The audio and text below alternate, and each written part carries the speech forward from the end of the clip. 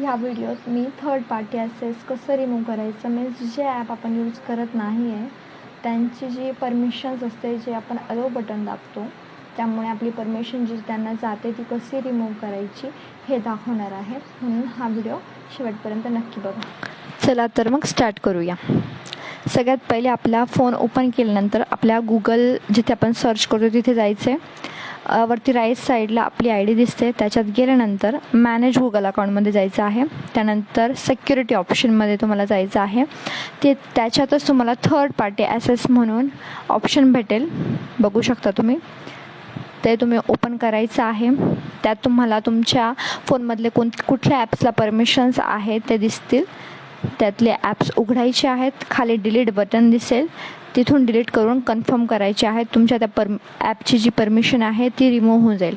असंच करत तुम्ही जे अनावश्यक ॲप आहे त्यांची परमिशन रिमूव्ह करून द्या. मीन्स तुमचा पण जो पर्सनल डाटा आहे तो हॅक होण्यापासून थांबून जाईल. या परमिशन थ्रू तुमचे कॉन्टॅक्ट, तुमचे call log, calendar, location, microphone हे सगळं जे आहे त्या समोरच्या पार्टीला मीन्स त्या ॲपवाल्यांना तुमचा डाटा ट्रान्सफर होत असतो. आणि काही जे नालायक लोक असतात ते तुमचा गैरफायदा उचलत असतात. म्हणून तुम्ही सगळ्या मुलींनी, इवन मुलांनीसुद्धा ह्या परमिशन्स रिमूव्ह करून टाका.